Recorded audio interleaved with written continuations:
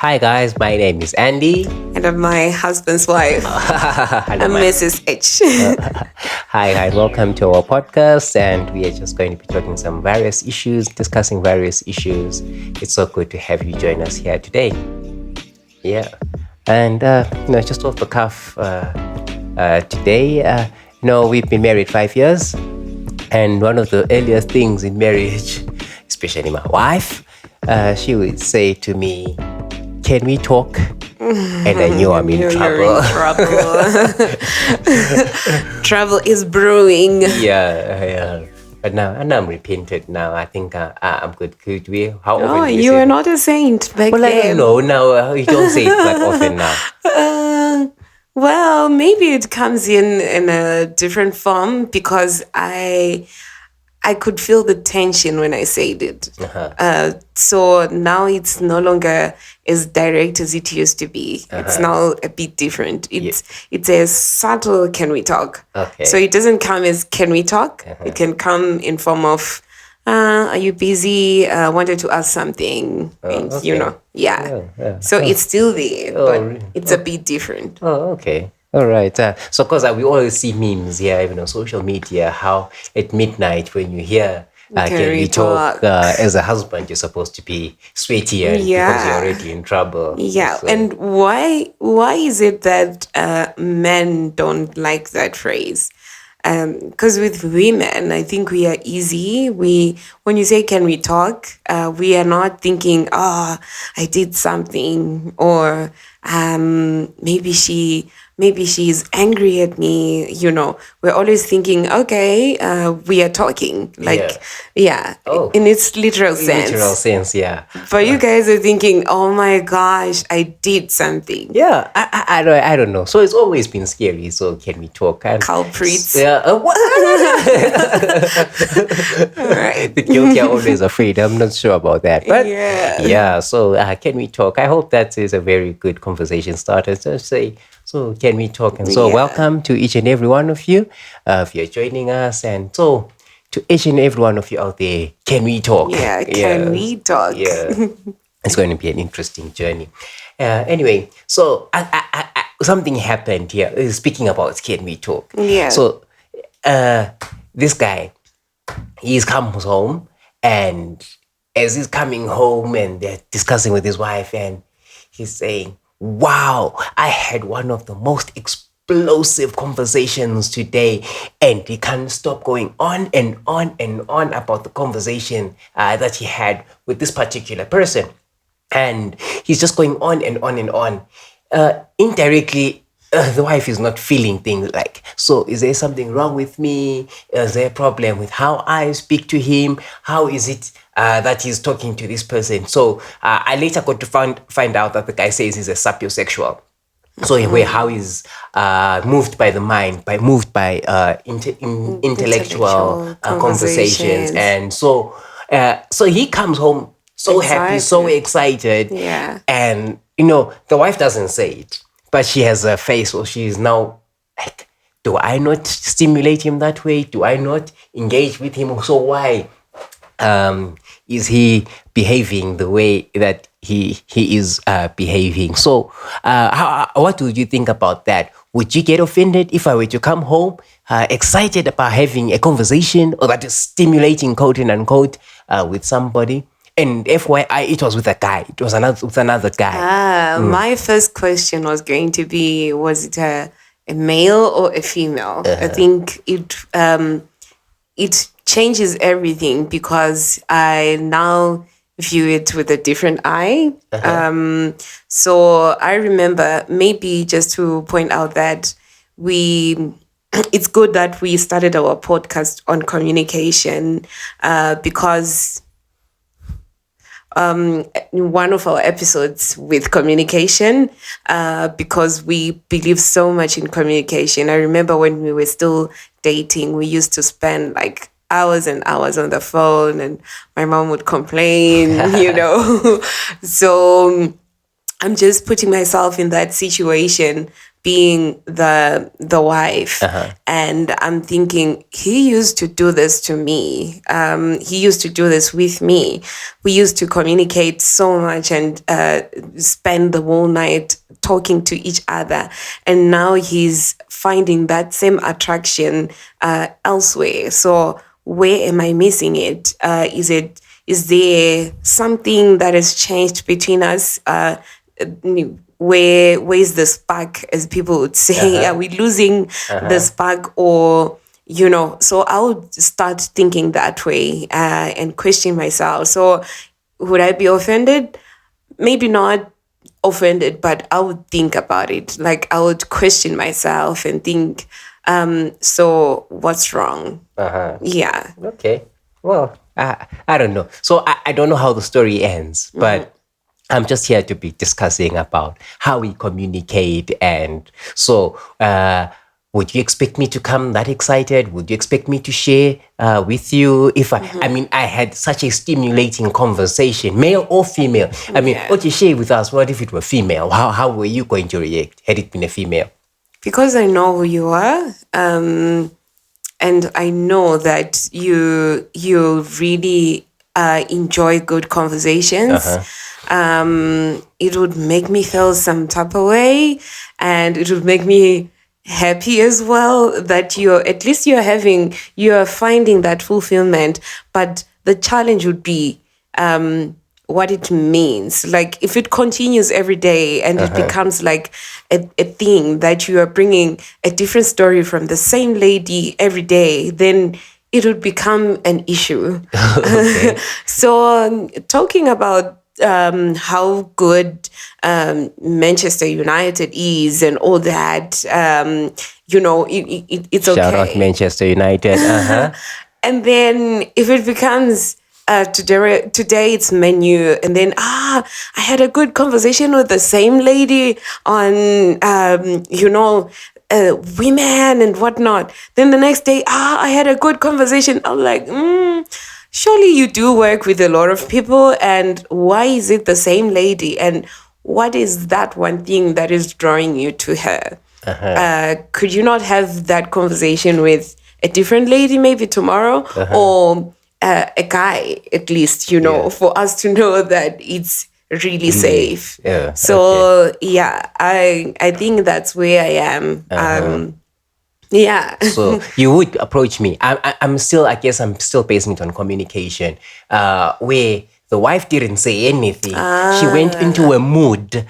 She just felt, bad by herself. She doesn't tell her husband that, how am I missing it? Am I wrong in any way? How come you're coming so excited and so stimulated? Do I not stimulate you the same way? So it wasn't communicated. I just got to find out much later when it's stale news. I mean, we've been married 5 years, and so you can imagine if I were to tell you, remember the time 4 years ago when so and so came in and so on. I was touched that it's like 4 years ago, and you still don't remember. You don't have you remember the event, but you don't have so it's like stale news. So it's coming up now when it's long gone, and you say, I went to bed, upset because you came home and you're so fired up and so on by this conversation with this guy and so on and so on. So how would you, I don't know. I think I'm for the notion, strike while the iron is still hot. Because when you're explaining it later, it doesn't give a full picture. As much as I wouldn't talk about it when I'm angry, I would definitely talk about it the same day. I'll try to communicate as soon as possible, so that one, I don't forget all the details. I caught you on the things that you said. Women keeping record. Yes. And two, I think when it delays, it ends up becoming something that is eating me up. So I'm keeping it inside of me. Every day I'm thinking about it. You come tomorrow, you bring a different story, or you bring something nice. I'm no longer seeing it that way. Right. I'm now thinking, after all, he speaks to other women, or after all, he doesn't even, even when you do something small, I'll be thinking, okay, he doesn't want to listen to me. Genuinely, you are tied up, Yeah. you are distracted. I'll start thinking he doesn't want to listen to me, but he's listening to other women. So it's those things. Yeah. I'll definitely want to talk about it Yeah. the same day. It might not be there and there, but definitely the same day. Yeah. I mean, is it the right time to introduce the Bible? It says, I mean, yeah, we are people of faith. yeah. So do not sleep. Do not let the sun Go down in your anger. Yes, in your anger. And one thing that we talked about when before we got married, and I think you always say, it's what attracted you more when it comes to me and everything, was that I said I wouldn't. I would rather we sleep on the same bed. Than for us to be fighting, one in the dining room, one in the bedroom. I Yeah. believe it has issues that are supposed to be dealt with. Yeah. And in that, when I'm saying we sleep in the same bed, my thinking is when you're there together, you are forced to talk. You're forced to say something. You remember the meme that we saw? Yeah. That couples don't apologize. They Yeah. just say, was the fridge still there in the kitchen when you... Yeah. So something like that might come up, one way or the other. But if we are giving that space, are we not giving the enemy a foothold? Yeah. Are we not allowing the enemy to enter and try to, the distance just keeps growing. So yeah, I'm still on speak about it there and there. And address the issues, and then we sleep happy people. Happy people. days. I get that, but I think somehow in my heart of hearts, somebody will go home unsatisfied, if I can use that word. Yeah. And what do I mean? You've let out your emotion. Yeah. But what about my joy? I feel like my spirit has been crushed. So can you imagine? Ben and I are connecting over, we discovered something. So, case in point, how we discovered doing websites, and we did it all by ourselves and going to and YouTube. you were not sleeping And at we're home. not sleeping, I'm and so it's joking. just me and him, and so we're putting in the Yeah. long hours and so on. And so you've expressed how you're not happy with that. Yeah, And- but it's taking away your joy. But my spirit is crushed because I was enjoying that time. We were learning, we're discovering, going online, losing money, getting refunds. But it was all part of the process. So we were having fun. So I'm glad that you've expressed your feelings, that you're not happy with my enjoying my stimulating conversation or with a guy or a girl. Yeah. But I'm left hurting. I'm left, okay. All right, that kind of feeling. Okay, so then, so I think that is also on the flip side of it. So where you have expressed it, but then how does it leave me feeling having said that or expressed that? So I would say the essence of communication is to get. So communication is not communication when there is no feedback. So in me expressing my feelings towards whatever is happening, I'm expecting you to give me feedback. So it's not favorable every time, but feedback is feedback. Yeah. So even if you say, I was really enjoying this thing. Yeah. But it's okay. And then I know that in my expressing myself, I took away your joy. At least I know, and then we know how to deal with it. Then we say, okay, so seeing that both parties are affected, how then do we meet at a point where we are all at least in a position of being satisfied? No one is left wounded. Yeah. So can we okay, say, okay, you were enjoying with Ben doing your website, which is fine. It's good. We are all growing. It's for growth. And I'm finding it hard to understand why you guys are spending so much time, or maybe the whole night together. Yeah. Not literally the whole night, but yeah. Of course. So can't we at least cut the hours? Let's manage our time.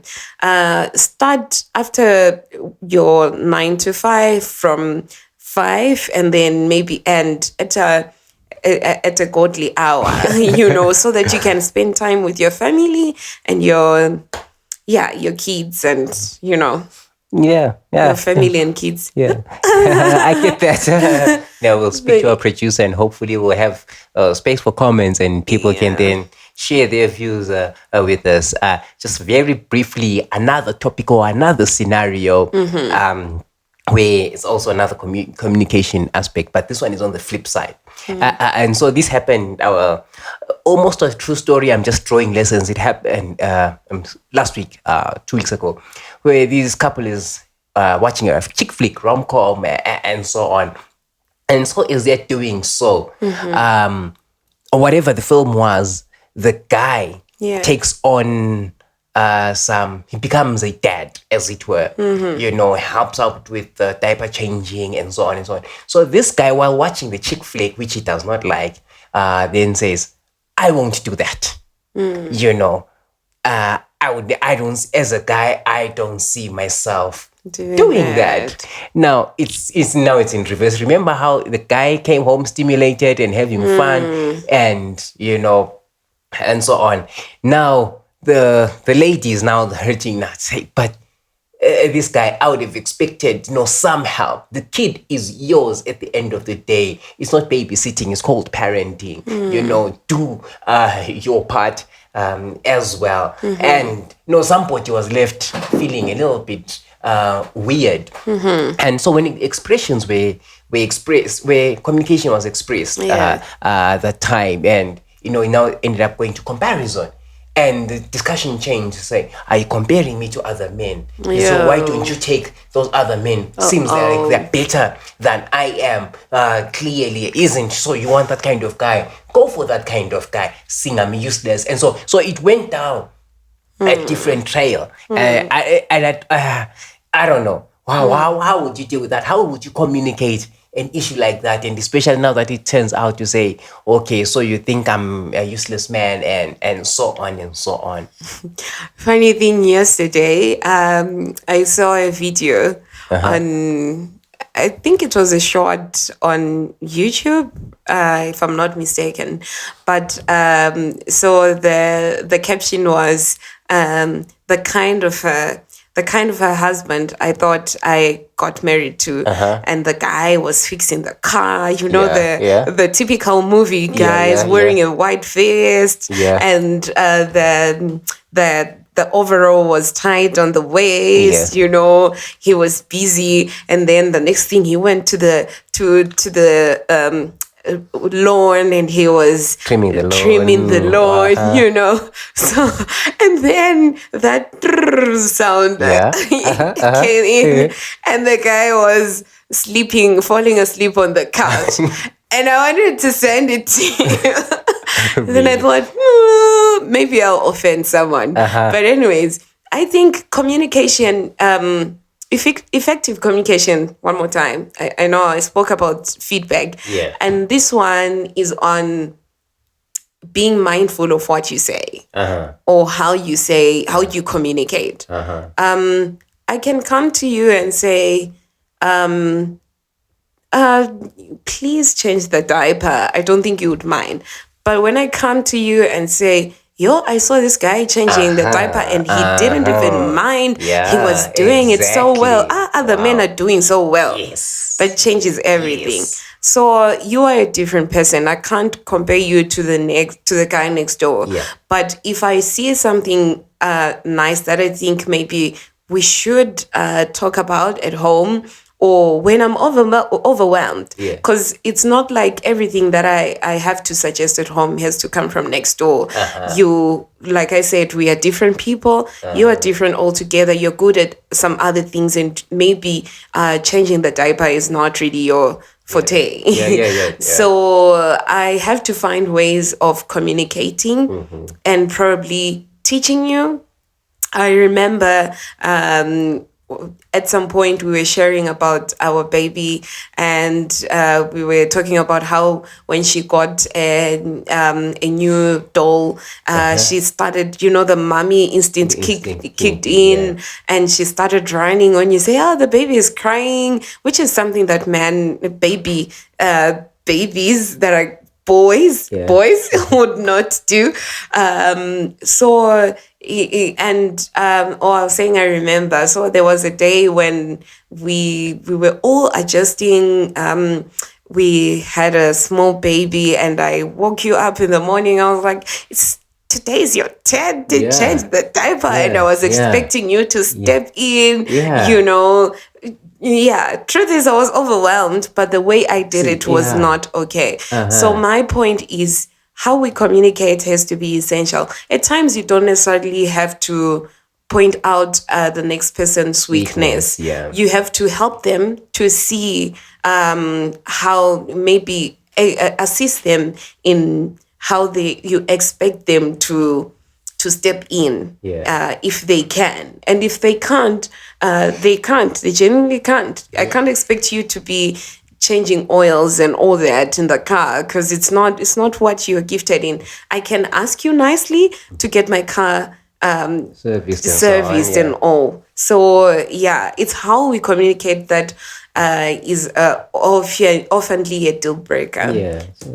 Communication is important. I wonder how our listeners are out there to communicate in their relationships, because I think they do make or break certain relationships, how things are said, and also, they say you don't know how the person was feeling. I was speaking to another pastor recently and said, sometimes, singers or worship leaders, they want to crank people and force people and think people are demon possessed for not engaging. What if somebody had going through the most and discovered, a chronic illness, and they receive the news? So they are not exactly in a jumpy mood. They are in church, but those news, it was just overwhelming. And so sometimes when we say certain things and how we communicate, it can really make or break. And so I guess when out in relationships one with another, I think I'm a very sensitive kind of guy. I take words to heart, and when you say something, you are very careful even with your words. Like when you speak carefully. So you think so? Because you pay attention so much to what people say, and you can even quote what people say. So you are very careful with words. You're very careful. It's good, and at times it's not really good. But anyway, it's really good, because people have to be careful with what they say and how they say it to people. Like you were saying, we have to be sensitive at all times. It doesn't mean you have to be sensitive at times or sensitive to the mood. You have to be sensitive at all times, because you don't know what people are going through. You can say something that is going to take away someone's voice for good. They'll think, if I say this, this is how people view me. Yet it was not people. It was just one person. And you take away their voice for good. They'll never speak about that thing forever. So we need to be careful with how we speak to people. And like I said, it doesn't matter whether it's in the morning, evening, you are angry, because you always say, be careful with what you say when you're angry, because it portrays who you are, something like that. Not your exact words, but I think I'm starting to believe it, because you have always been wanting to say this. Uh, Now, because you're angry, yeah. you are failing to hold it in, and then you it are comes just out. Yeah. bursting out, and it ends up hurting the next person, yeah. especially in this economy that we are living in. People are generally going through the most, and it's not everything that we have to say, and it's not everything that we have to point out in people. Yeah. You might point out something that someone is struggling with, and it will hurt them forever. But yeah, and that's you bring something. We're so involved in the ministry. Yeah. And more me. Shout out to everyone who's involved in ministry. Yeah, it's not so- easy. Yeah, when you speak to people and Yeah. how you say things on a public platform from a pulpit, and some people will leave church because of how you say certain things. So yeah, communication is very really important. is, We need to be careful with what we say and how we say things. Yes. So yeah, I'm learning that slowly, Yeah. but surely. It's a journey. It's a journey. Speaking of communication, I say shout out to those that are in ministry. Yeah. It's not easy. I take back my words. Lest I had someone. Yeah. Yeah, because we say some of these things jokingly and we play, but Yeah. they actually change people's lives. Yeah, definitely. Ministry is fun. We are Yeah. still enjoying. We Yeah. are still figuring it out, but it's enjoyable. Yeah. It's enjoyable. Yeah. I just wanted to point that out before we close yeah. the session. Yeah. So yeah, I'm so glad. Yeah. So, All right. So what do we say? Yeah. Can we talk? Can we talk?